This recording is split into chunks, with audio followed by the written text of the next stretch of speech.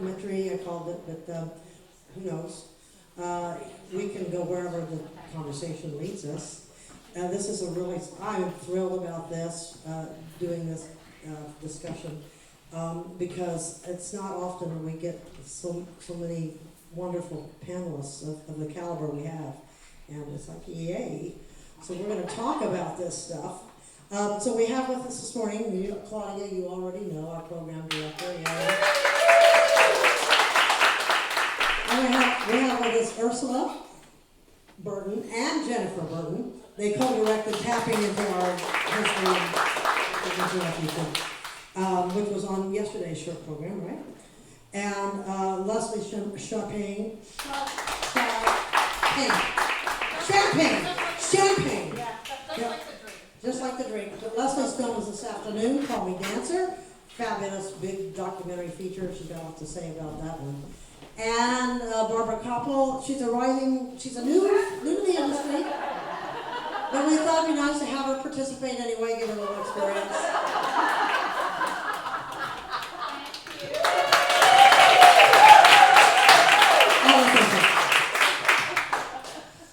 Oh, it's so great to have you all up here. So, I'm trying to think of Barbara, if you've ever made a film about a dancer. Have you?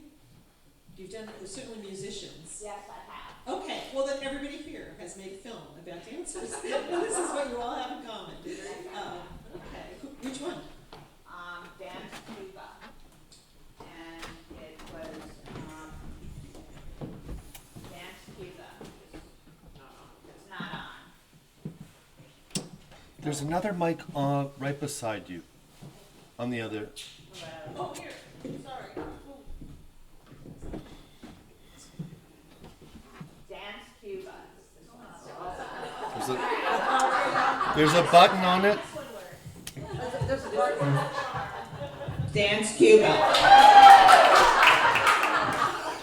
that's all the time that we have. Thank you for watching. It's been a pleasure. Thank you. I want to do a light dance. So that one, Dance Cuba, came from a lady who had the funds to make it.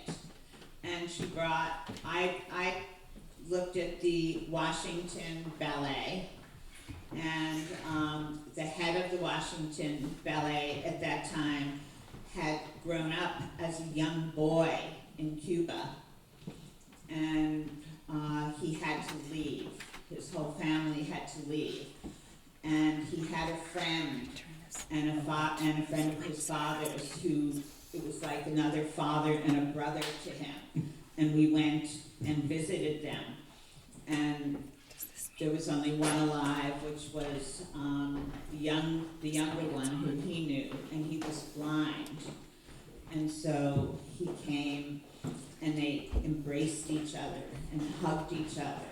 And it was one of the most emotional things I've ever seen. And we filmed Alicia Alonso, who is a great ballet dancer, and she is blind.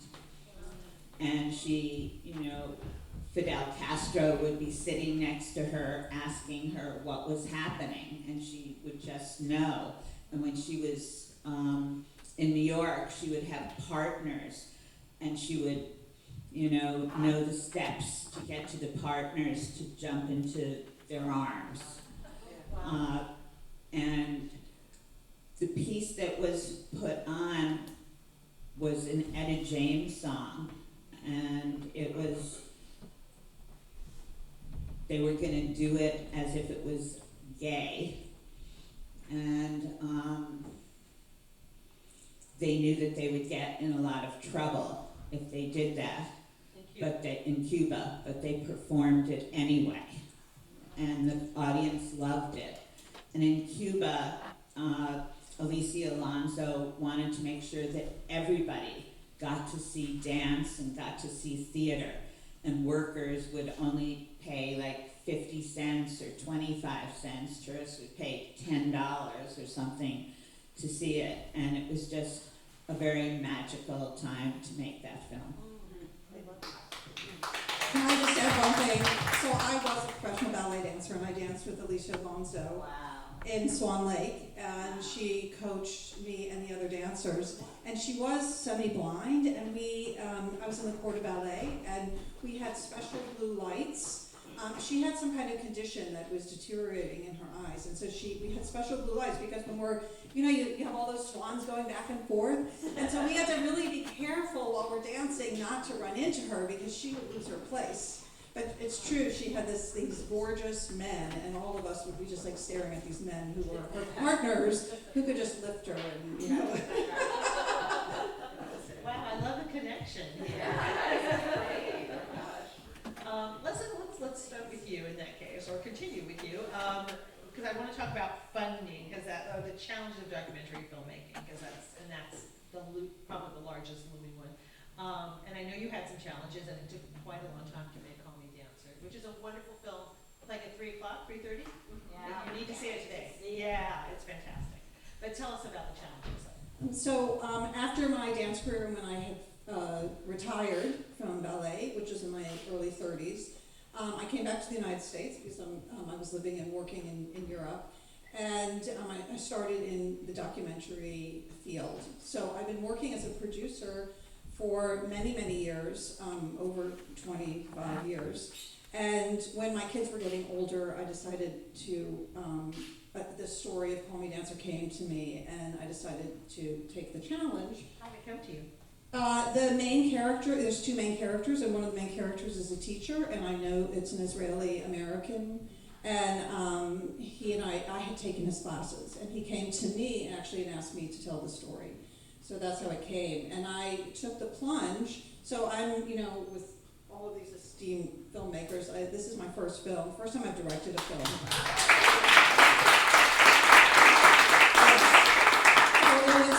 I've produced films, so I know a lot of this business, but I had never, I'm in television, so I had not done anything with independent feature films, and it was extremely challenging.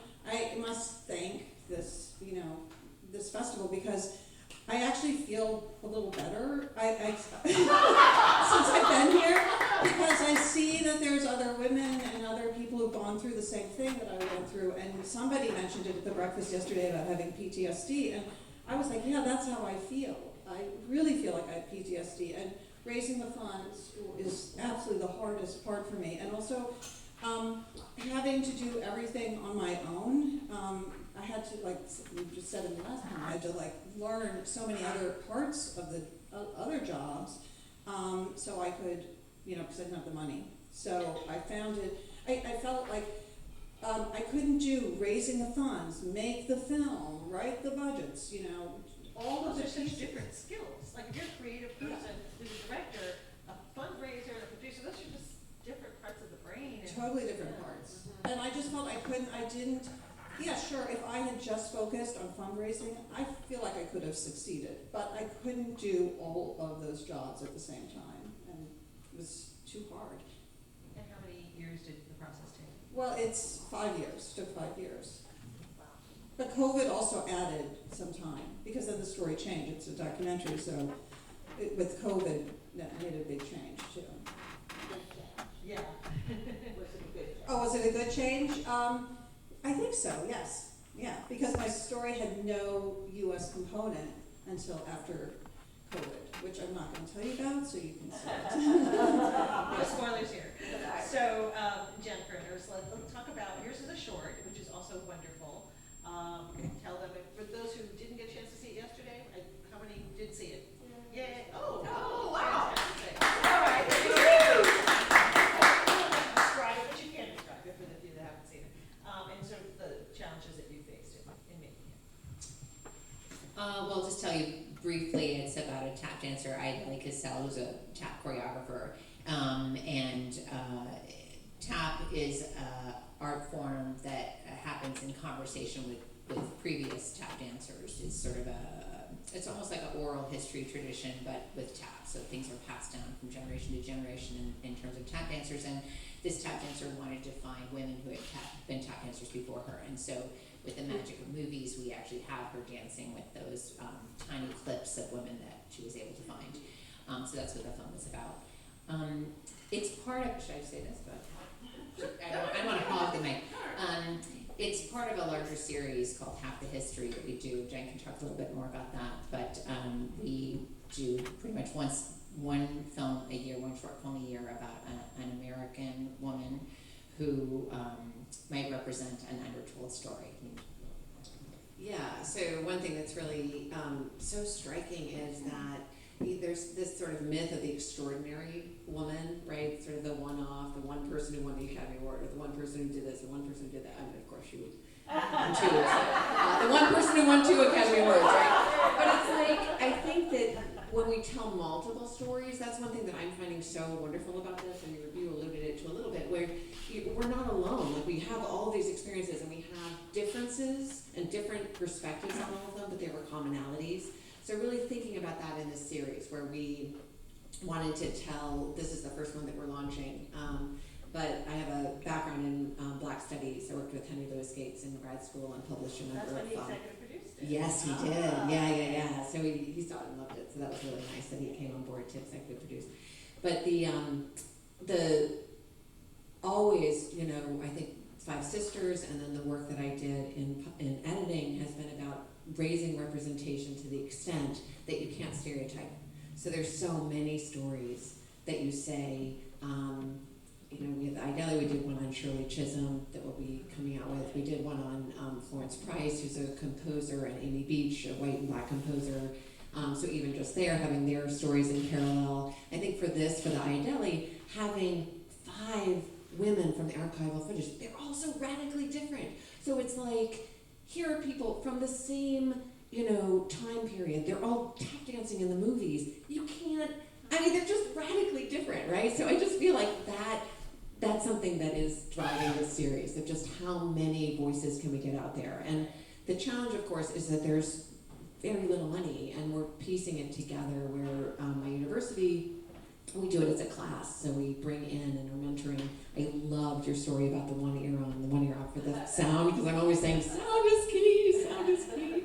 You know, but giving people enough skills that they can do it. So my sisters come in and we all mentor people. We have a Tufts Women in Filmmaking group where we particularly try to give some of these skills and pass them on. So there's that element, so we get some funding because of that, but then it's like $1,500 here and, you know, this over here, and somebody was asking, oh, you had all that green screen technology. We had an iPad. We were playing it to her. We were saying, you know, here's the archival, Dan, and, you know, and then piecing it together is in the editing. It's it together so beautifully. Thank you so much. It's so artful the way she's edited into those classic archival shots. Right, So right. beautiful. Thank you so much. But you know that there's like major expensive technology Yeah. that people do. We didn't have any of that, right? So I think All that, more impressive. oh, you're so nice. Well, Back to the earlier panel, that's one of the things that really is this expression that gets under my craw, because I feel like there's often this idea that you haven't done this big budget movies, you don't have experience, and I feel like the creativity that people have to have, the incredible skill people have to make a movie with $1 yeah. is so much harder than making a movie with an actual budget where you can actually pay for things. So it's ironic to me. I feel like if you really want a big movie made, give it to someone who had to make a lot of movies for nothing. Yeah. That's just my soapbox. That's all of us. Yeah. Actually, I am producing a PBS series. That's my day job. Ooh, And cool. well, but what's so funny was just like what you said. The director. It's called Closer to Truth: Cosmos, Consciousness, and Meaning, and it's interviews with academics. And it's on late night. It is very intellectual and hard to understand, but it's mostly interviews. But the director recently was like, Leslie, this isn't your film. Like, we can afford the craft. We can afford this. You don't have to drive everywhere. You don't have to kill yourself. And I was like, okay, yeah, you're right. Because I was always cutting back. And he's like, we have a budget. And it's PBS. Studio. Well, so this is something we talked about last night, about the ability to get people to open up to you, because that is key. And, you know, to feel comfortable tap dancing, to feel comfortable taking you to their home in India and all of that. So can you talk a little bit about how you do that? Your background Well, the teacher in the film, you'll see, he's a curmudgeon and he won't let anyone into his world. And if any other filmmaker had come around to make this film, he wouldn't have let them in. But because I was a professional dancer and he knew me as that, and he knew that I had done work in television, I'd worked on the Kennedy Center Honors for like 8 years on these little biographical films. Wow. And so he saw those and he thought, okay, that's performing arts. He didn't even know if I could make a film. Neither did I, for that matter. But he let me into his world, and he let me in, and he sort of gave the okay for the other dancers. Plus, I was a dancer, so I can walk into that space and feel very comfortable. And dancers feel very uncomfortable with what they call regular people. And they feel very just out of place. Not that they're special, but they are just, they've been doing this since they were kids. And, but with this Indian family who obviously didn't know me, they also just let me in. And I actually got interested in documentary because I'm very curious and I love to talk to people and I like to know about their lives. So what was sort of things like you said yesterday, I just like to get involved in somebody else's life and to try to understand what their passions. So this family did let me in to their life. Natural curiosity is probably key. I just wanted to say, you sound like you could make any film you wanted. And Here, here. And you said that, oh, I'm never going to direct a film again. And I think you have been. I mean, doing those pieces for Kennedy Center, was that with the Kaminskis? Or no? Stevens, George Okay, Stevens. okay, George Stevens. That's what it's all about, just being able to relate and to talk to people and to get them to tell you the things that you really want to know or surprise you with new things. And I, for one, am going to keep pushing you to keep directing films. My husband says that I can talk to a tree and it talks back. He always says that. If you get pushed by Barbara, you can't say no. That's right. It won't be a big push, but it'll be. I wanted to add something because I think it's interesting because we've done narrative work. I actually think of us more as narrative filmmakers, but now we've done several documentaries.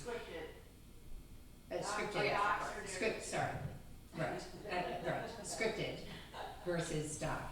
And it's interesting because I think when you're doing scripted, you're thinking about what it's going to look like, as you're like beforehand. You're like shot listing, and you have an idea of what the final thing's going to look like. It may totally change, but you're going in with an idea.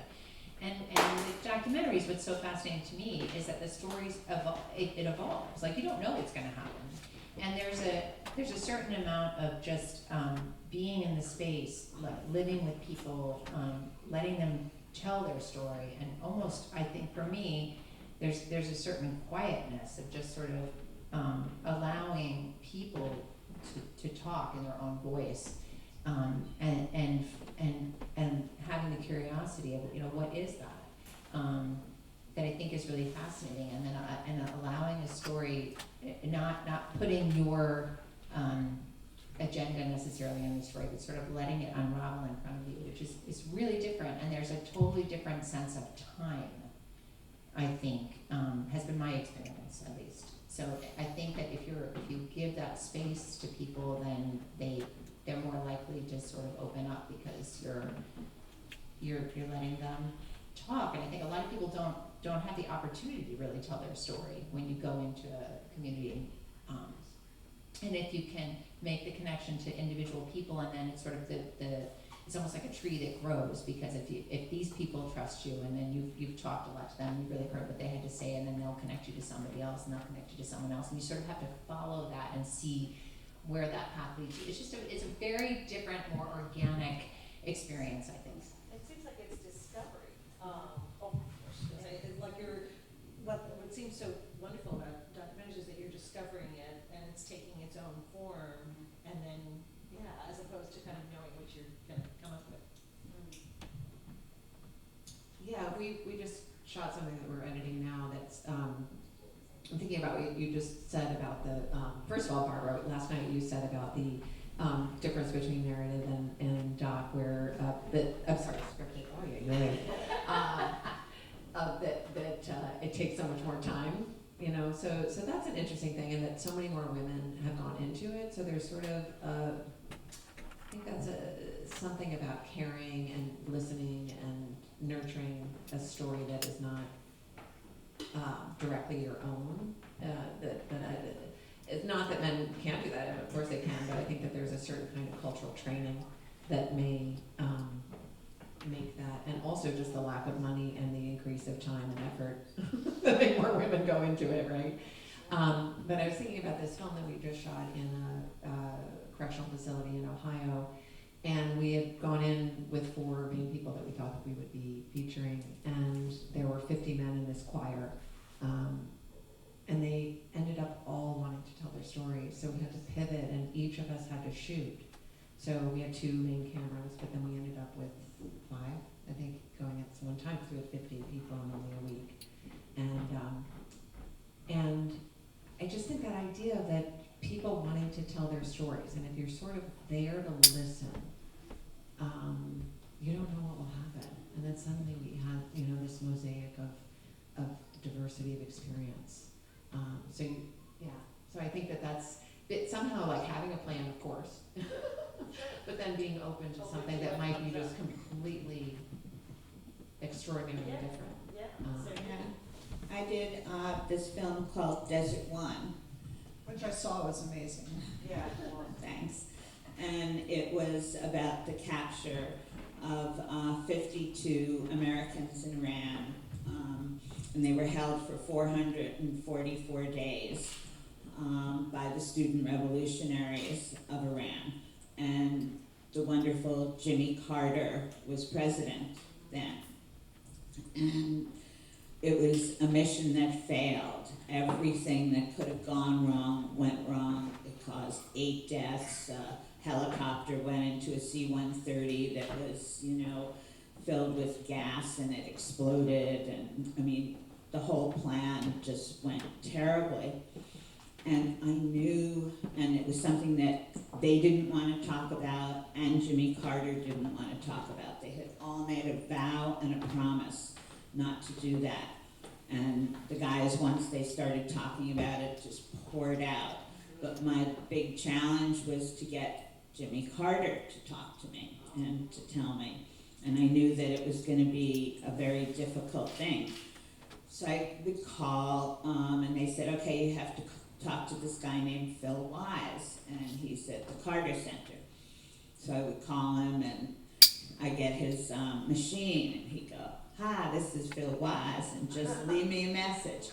And I decided to have a relationship with him on his machine.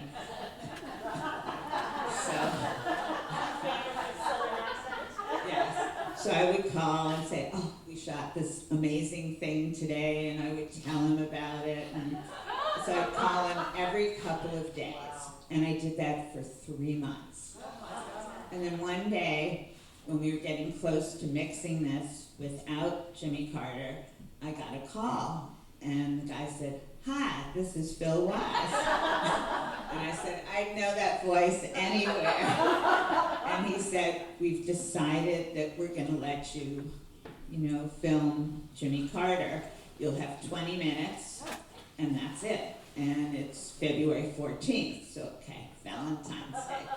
So I went out and I got the best chocolate I could find.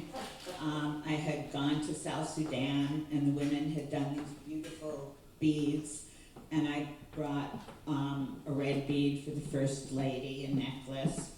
And I got there, and they said, well, you can't give it to him because it takes off your time. I said, that's okay. And I sat and I talked to him, and he was so wonderful. He talked about this. He said, I lost my father at a young age. And he said, when I heard that these guys died, he said that same horrible grief just came over me again. And he just poured out his heart to us. And so I guess what I'm saying is, yes, you have to talk to these people, but if they say no, please, perseverance is the way to do it. And so, I'm curious about something like that. So when you would call Phil every day, well, every couple. every couple of days, were you leaving messages the whole time, or were you actually? Yeah, I was leaving messages and telling him stories. Wow, that's so. Yeah, I just felt like, okay, you're my alter ego. If you can't say yes after hearing all Yeah, this. because you become real to him that way. Yeah. Yeah. Yeah, well, I add that that was actually what I thought was such a pivotal scene with Jimmy Carter, because here, most presidents are very, not calculated, but they say what they're supposed to say. But what was amazing is he was very emotional, and it really brought the film to a different level, to hear a president talk about his real feelings about something that was going on. And it was, so I had no idea, obviously, about the backstory. That's so, and you got him to really speak as opposed to just give sort of the boilerplate. 19 minutes and 40 seconds is what they gave. And we got to have our picture taken. That was it. And then he saw it, and I got word back from Phil Wise that he liked it. And we also showed it at, the Carter Center. They had a big screening of it. That's so cool. I wanted to film again. Desert One. Desert One. I wanted to ask you about the correctional institution that you're doing the film at. Do you want to tell us a little bit about that's your upcoming film? Yeah, it's about the Harmony Project, which is a sort of a larger umbrella organization, but in this case, it's a choir that goes into the prison system, and it's building community by having people on the outside singing with the people on the inside, and trying to develop those relationships. There were so many fascinating things that came out of it. I mean, the prison system is clearly problematic for so many reasons, but so many of these men had committed what they said were terrible crimes when they were teenagers, and now they're late 50s, 60s. One guy was in a wheelchair, certainly not a danger to society. I mean, this, I'm speaking in generalizations, but it's their parole system is complicated. They're working for $3 a week or something, for the company store, basically. So anyway, a lot of these things came out, and one of the challenges with editing it is it's really a much larger film than this 20-minute movie we were making about this chorus. So it's challenging. So I don't know. I hope you're gonna make it into the larger. Yeah. You can't control real life, so you just have to go with it. So you mentioned the value of curiosity. You mentioned the value of persistence. What do you think are the main things you need to approach it? Because sometimes you might run into all kinds of stumbling blocks, right? And time. Well, I would like to add that that as a new filmmaker, what got me through the 5 years was somebody, my producer, Cynthia Kane, who Barbara knows, because she's very experienced, and she kept encouraging me, and so many times I wanted to just give up. And to have somebody constantly by your side who you can just call and cry to, or who just says, it's a good story, don't give up, was, I couldn't have done it without someone or a mentor, or, you hear like even a group already, I'm like, oh, there are other women, there are other people, I'm not by myself. But to have someone during that whole stage of 5 years to just keep pushing me was amazing.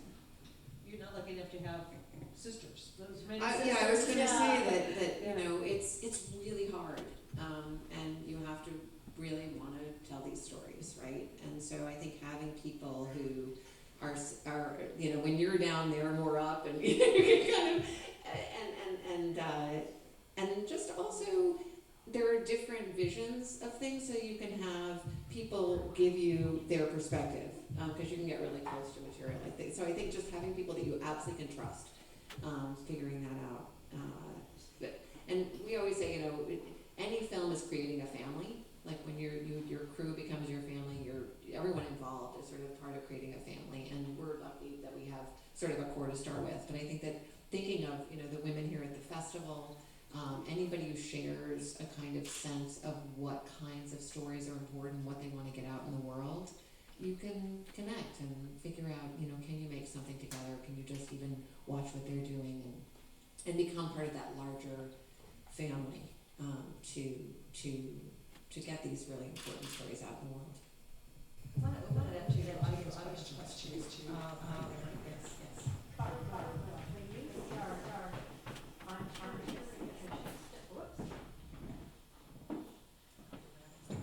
Okay, this question is about the question that just came up.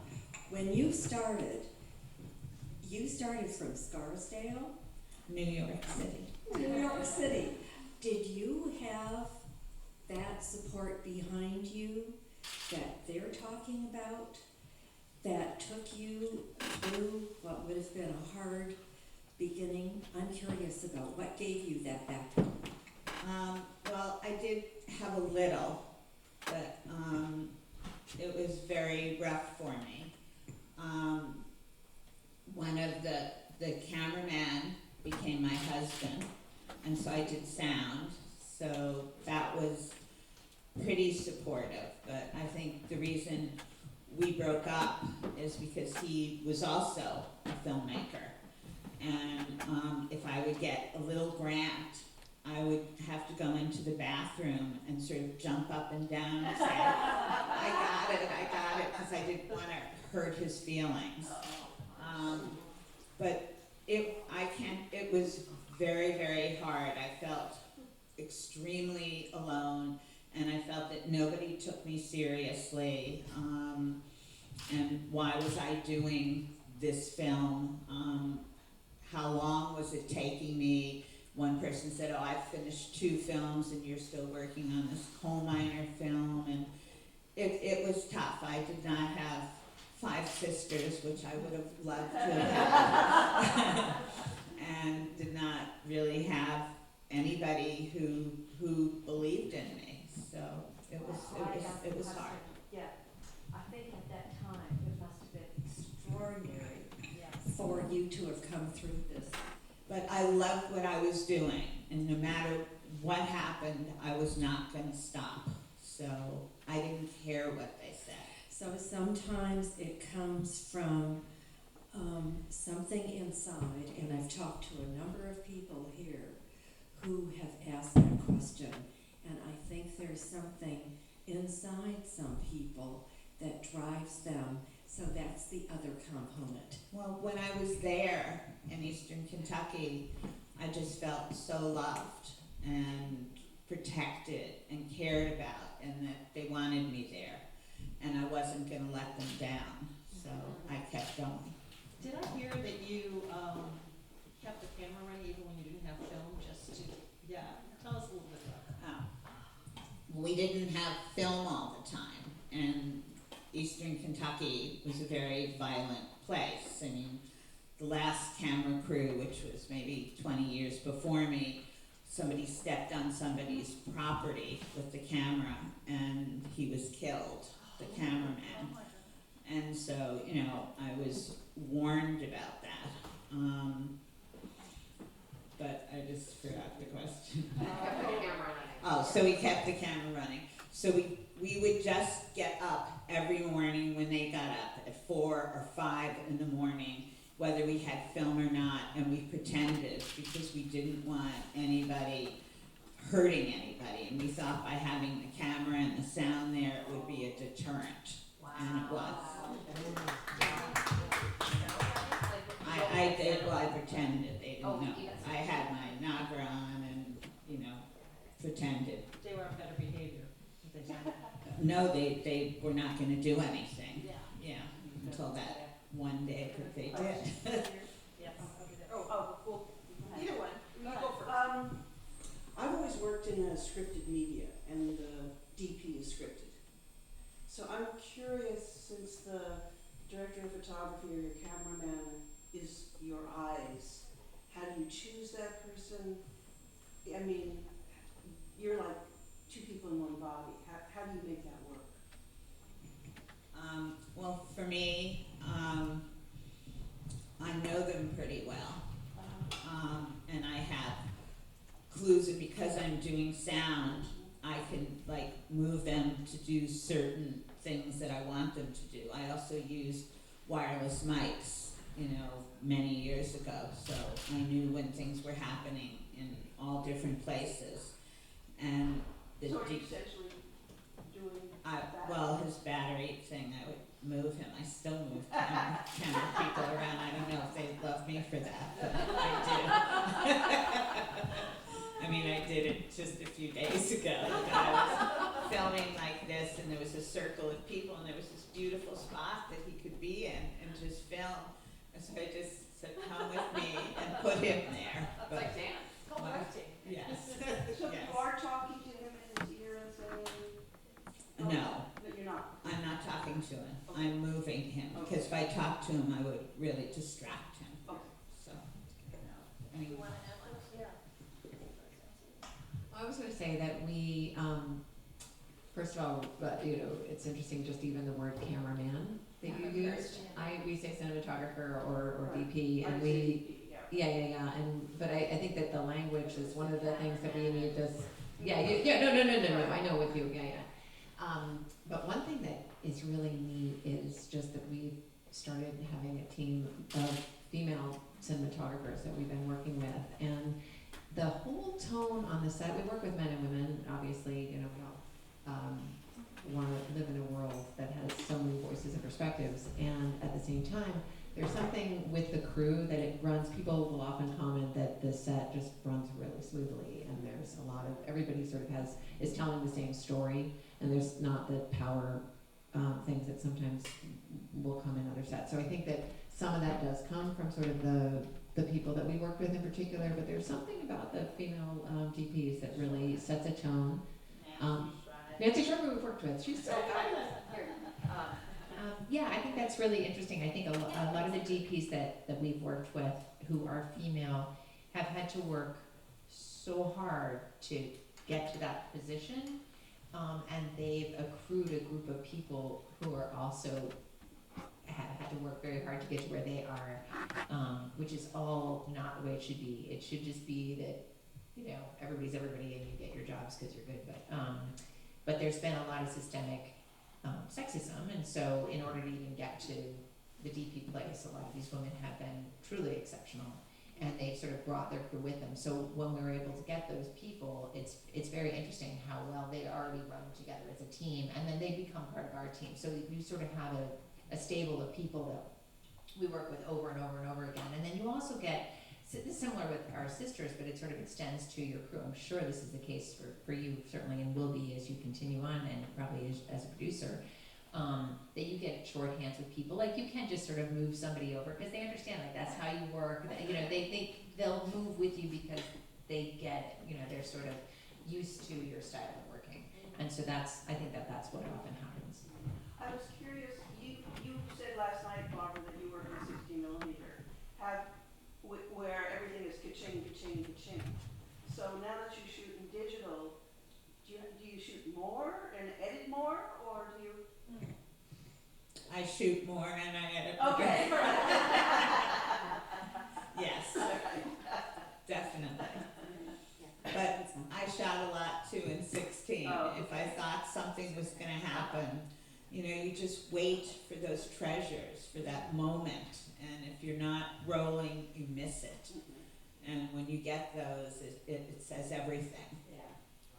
I have a question kind of about, it's a two-part question, about technical expertise and kind of how, I'm making an assumption, I guess, that none of you went to film school, and if that's true, how you got that technical expertise. And then the second part of it is, I imagine that you've at some point in your careers, if not constantly, come up against some, you know, negative feedback. Like what? Negative feedback? Well, just about, when I think about a field where there's technical expertise, usually women have to be twice as good to sort of prove themselves. So, you know, maybe not direct and blunt negative feedback, but just some assumptions that you don't know what you're doing, that kind of stuff, and how you found support in the face of that. I don't know, when I first started, I did sound for 17 years. I did editing. I did everything so that nobody could tell me that I couldn't do something. If they said, oh, that's impossible, you can't do that, and I'll say, no, it isn't, you can do it like this and this and this.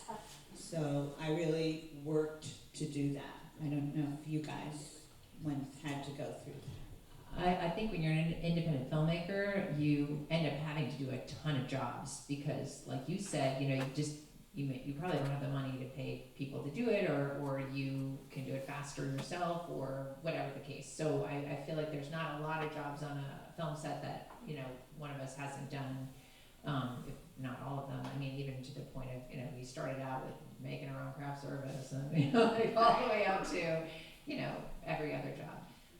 So I think you get pretty proficient. I think that so many things have changed so rapidly with digital. I mean, we started also shooting on film, and it's very different making, you know, doing things digitally. And, you know, I was telling you, I first worked with Nick Broomfield, and it was like a flatbed. Like, we'd go to a screening and say, like, they're gonna be offended by this part, let's just chop this out. Like, it was very hands-on, in a very different, in a tactile way. So those things also, I think you're always having to learn new cameras or learn new, whatever, programs, just because everything's changing so quickly. When that does come up, how do you, like, is there a go-to way? Do you talk to people? How do you learn some of that new formatting? So for me, there were so many new aspects, and I don't know if this is just me or, you know, it's women, but or I think it's everybody. People are afraid, because I mentor a lot of interns, and I mentor a lot of young people in the different companies I've worked at in film, and people are afraid to ask questions.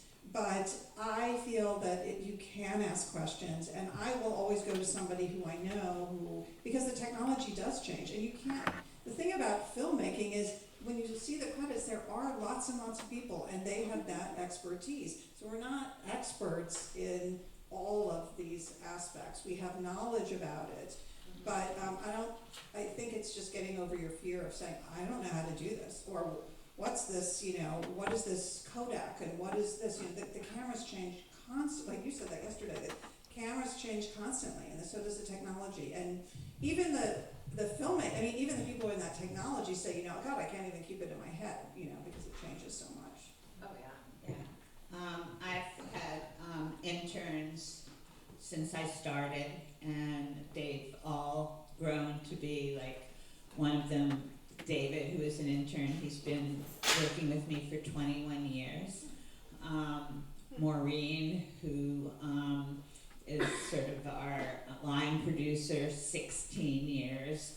So we just, I mean, and I also taught one course at NYU where I had to figure out, okay, do you want to teach or do you want to make films? I want to make films. And so I had a lot of people that were in my class, like Brett Morgan, who would shoot for me, or Annette Bernstein, and they all became wonderful, wonderful filmmakers, you know, on their own.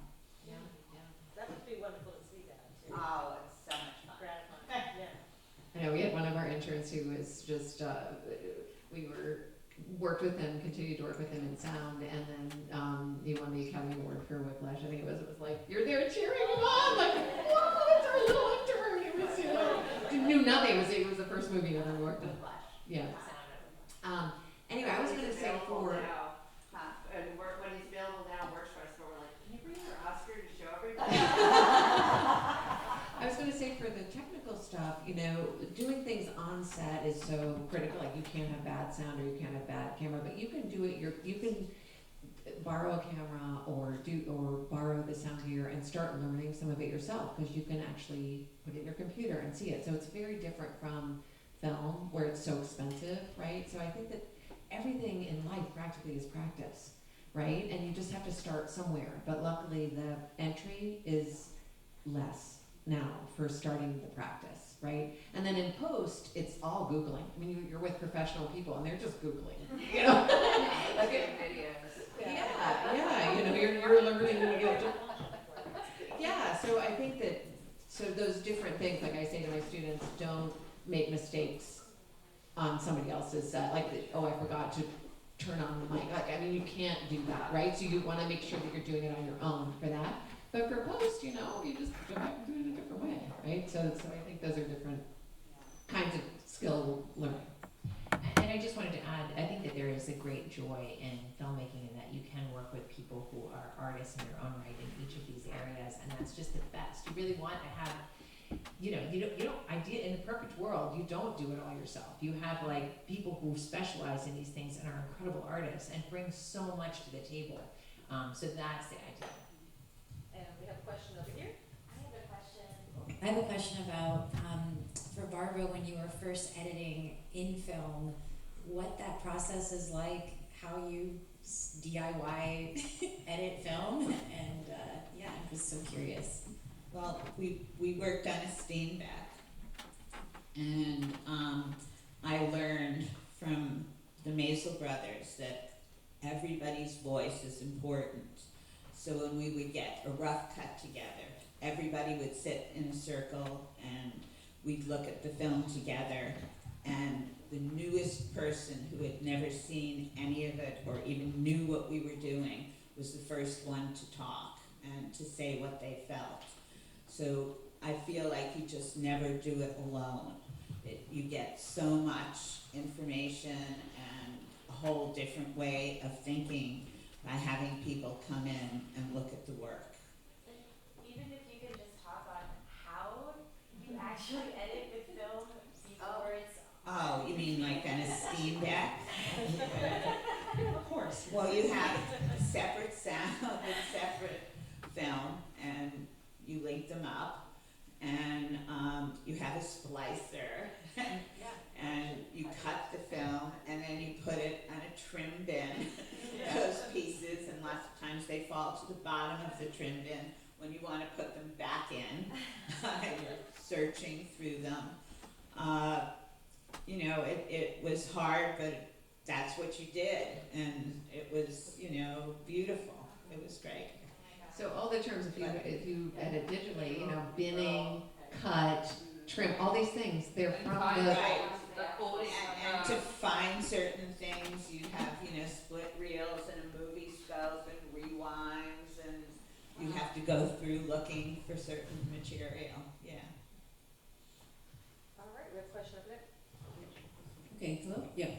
I was wondering if you could comment, or if anybody here has thought about the practice of casting non-actors in scripted film, like what Chloe Zhao did with, you know, The Rider and Nomadland, and it's kind of a melding in between scripted and documentary, and whether anyone's thought about doing that or not. Well, I did that in a film called Havoc, which was, you know, not reviewed very well, but with and Anne Hathaway and Joseph Gordon-Levitt. yes, Annie Hathaway, Joseph Gordon-Levitt, Bijou Phillips, a lot of different people, and then there were it was these very wealthy kids who wanted to go downtown in East LA and experience another life and another sensibility, and was sort of a love story. And most of the people in East LA were non-actors, and they were so great, and they were so real. It was beautiful. It worked tremendously for me.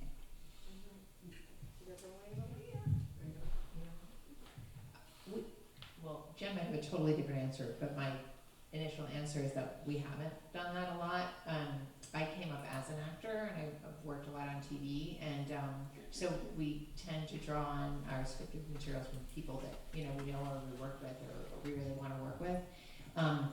But we have sometimes used people, like we made this film called Men from Heaven that we shot in our hometown, and like there was a role of the mayor, and like we used the mayor. So like he obviously wasn't an actor, and he's kind of stiff, but he's the mayor. You know, so He's a politician, so he has to speak.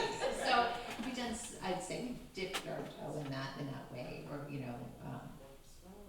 Yeah, I mean, I was just gonna say more generally that I feel this is such an exciting time that we're entering into, in that there's so much crossover. I mean, we know that just as this sort of idea of not docs having narrative, right? That you're writing a story in the editing room, right? So there's sort of this, there's always been so much crossover between all these things, and I think acknowledging, like in Nomadland or in A Boy's Life, or these, you know, all these kinds of films that basically take what is the story and how do we tell it with the tools, the doc or the scripted tools that make the most sense for that story. And actually, Idelli was a combination of script. I mean, actually, I think we do a lot of this. I think, but maybe we can have that discussion later. Yeah. But I mean, I think what's neat is that it's sort of like a time where there's not these very strict boundaries, and you find in film festivals. You look at the experimental category, or you look at the doc category, and they're using narrative techniques in different ways, or doc techniques in or narrative. the opening night film that used doc techniques, and it was all actors and scripted. There's such a genre blending. Exactly. And it seemed like with that you also had some animation, which was you see that more and more in documentaries, which I think like Fleet used. Oh yes, totally. That was a great film. Brilliant. Desert One had animation because they were not allowed to film anything that happened, and so we got it from all the guys, and when they saw the animation they said, that's how it happened. How did you guys do that? Jen, tell why you use it. I just want to add one thing, sort of from a different perspective. So I was working on a reality show, and I'm in DC, and it's called DC Cupcakes, and it was because just, you know, everyone's trying to copy these like cake shows, you know, and so the Discovery Channel was like, you have to make something. So we had these real situations, but the show, we're all from DC, and the showrunner, who's from LA, I was trying to get real people to do the scenes. But the scenes, because every real scene, Discovery didn't like. They were like, no, they were always like coming up with scenes that had to do with another show, that had done well in another show. And so when I said to the showrunner, okay, because so we made up all the scenes, you know, I mean, and then when I said to the showrunner, look, I can't find any more of like my friends and other people to act in this, you know, the non-actors. Can't I just go to the like, you know, the local non-union actors, you know, there's so many in DC. Or bakers. Yeah, and she said, Leslie, that crosses the line. We cannot do that. You may not hire and pay anyone to do this. And I'm just like, what do you mean? This is all scripted. You know, it's called reality TV, but there's nothing real about it. The stories are made up. She says, no, that crosses the line. But did you do it anyway? No, because she said we couldn't do it. So I just called like everyone I knew, like every mom or friend, and would you do this? Would you do this? You know? That's so funny. I mean, that was the Discovery Channel, right? That did the little piece. Yeah. It was a day in the life or something like that, and they were like, okay, we just want a day in the life of just 5 sisters, okay? But Ursula was featured. It's like, okay, so you open the day and you're going to be casting, and then you're going to be filming in the afternoon, and then we'd like to do at the night that you're having a premiere, and you toast with your champagne. We were just like, what?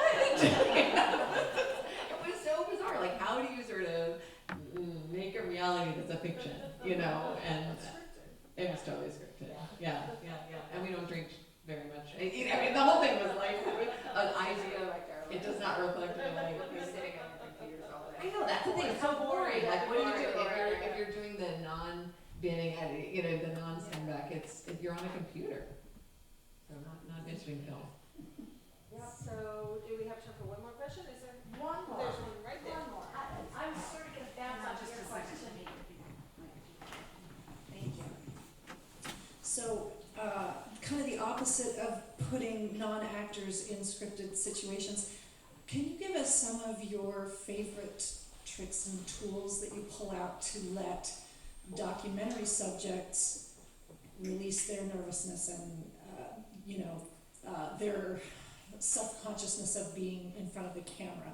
Because those folks obviously don't work in front of the camera normally, so how do you get them to open up in ways that look natural? Go. You get to know them, you spend time with them, you go out to dinner with them, depending who it is, or people just want to sit there and they just want to tell you their story. because they've been holding it in for so long. I mean, it's different with everyone. Some people, you know, will hold you at arm's length, and maybe they're not the right character. Sometimes you'll see somebody and you'll film them and you'll think, oh, they weren't very good, and then you'll look at them in the edit room and they were great. They just said everything that you wanted them to say, or not that you wanted, but everything that meant something to the project. So I don't think it's a trick. I think it's more just be you. Just, they're a friend of yours. There's somebody that, you know, needs to tell you something, that has done something, that a person who's inspired you. And you just want to get closer to them and get to know them and to make their story heard so their story won't be silenced. That's a wonderful. I would say listening is important. To listen to somebody's story and show your interest. I mean, really be interested and let them. Everybody likes to talk about themselves if they're given the opportunity, but most people are nervous about it. And sometimes also when people don't answer the question like you want, or there's sort of a block, sometimes it's going around and asking it in a different way. And yeah. Mm-hmm. But sometimes you have to be also personal with them. Yeah. I'm a documentary filmmaker mostly, but I'm with a short feature here. And I did my first feature documentary on conjugal visits in the most notorious prison in Macedonia. But I told it from the side of the women, because they are telling the story and we see what's happening in the prison.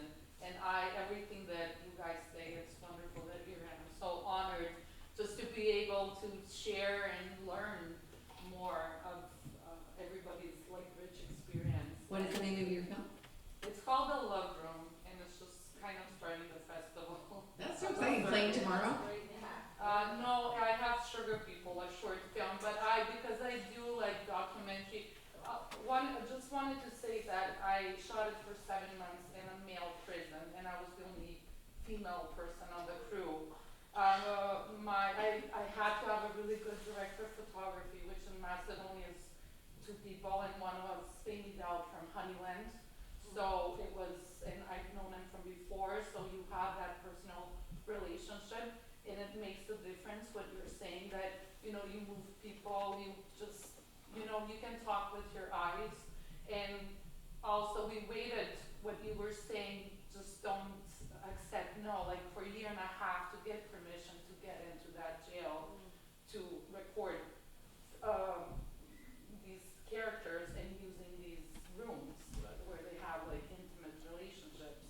And at the end of the day, it took 7 years. I was pregnant when I got some funding, and my son is 6.5.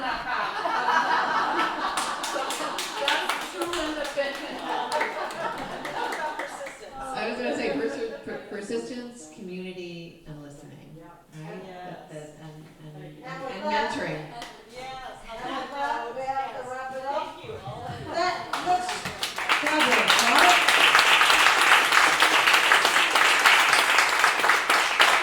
So tell everyone that they missed one terrific, well actually 2 terrific discussions today. We've recorded both of them because we put them on the website. They remain there pretty much in perpetuity. Perpetuity, thank you. So you can actually, you'll be able to see these, you'll be able to see the ones that we've conducted over the past several years. There's some fabulous, well, anyway, go look. Come to the films this afternoon. Come to the director's party tonight because we have so much fun and they don't even know what else is going to happen. And don't tell anybody who's been here before. So, okay, let's go to the theater. Thank you to Dominique for being our microphone person and for doing our... Thank you all